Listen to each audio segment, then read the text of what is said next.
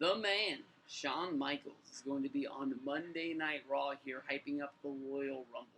Honestly, when it comes down to it, Shawn Michaels is the guy that a lot of people have been dying to see come back and return to WWE. There was a huge rumor this year that Shawn Michaels would be making his return to the Royal Rumble because of the fact that he was in the Alamo Dome in 1995, 1996 when they sold out the Alamo Dome and he defeated Psycho Sid. Stone Cold Steve Austin won the Royal Rumble. They were really, when they made that announcement, they were really hyping up the fact that, Shawn Michaels, Stone Cold Steve Austin, and all the history that happened in the Alamo Dome. WWE going back to the Alamo Dome, honestly, is a little bit of a risk. They just were in Texas last year in Dallas for WrestleMania. WrestleMania, honestly, in my mind, is a little bit more of a travel show. Royal Rumble is a show that I think a lot of fans want to go to. Last year, they had Triple H win the event. There was one way they were able to break the streak of Batista and Roman Reigns winning and the fans booing the actual winner of the Royal Rumble. They'd be going to WrestleMania as the lead babyface. I know that their names weren't Daniel Bryan, but honestly, in my mind, I thought that they were being a little bit over dramatic at the fact that they didn't want this guy to win, so they cried all the way home. Shawn Michaels, I think, is a long shot to be a part of the Royal Rumble. Maybe he's just going there to talk about the history of the Royal Rumble because of the fact that Stone Cold Steve Austin probably didn't want to make the trip. Even though he's won the most Royal Rumbles with 3, Shawn Michaels has won 2, and the other people that have won 2, like Hulk Hogan, he ain't walking through that door just quite yet, but it's going to be sooner than later someday. But, Michaels can talk about the Alamo Dome. Michaels can talk about what it takes to win the Royal Rumble. He was the first guy to win from the number 1 slot, even though it's been done a few times since then.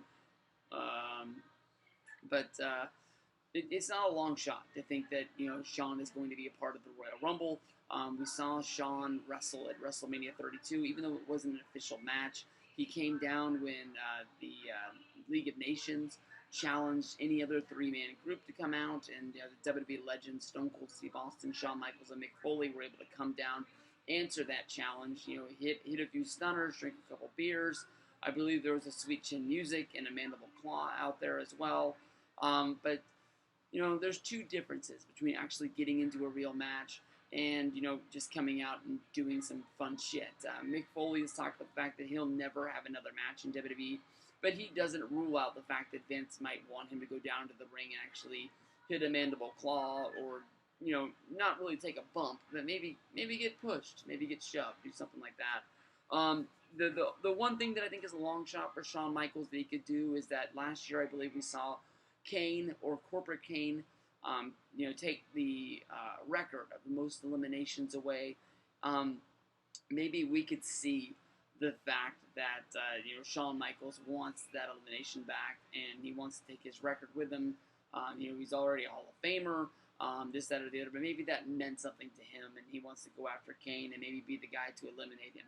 Kane ain't really got much going on. To sort of bring up some sort of a feud inside of the match between Kane and Shawn Michaels could honestly take a minute or two and honestly be something that people remember for a long time. So I'm not ruling it out, but I still think that Michaels is a long shot to appearing in the actual Royal Rumble. But he is going to be on Raw. Something's going to happen. So Kane's not doing anything. I don't even know what brand Kane is on, so maybe he will show up. No, he is.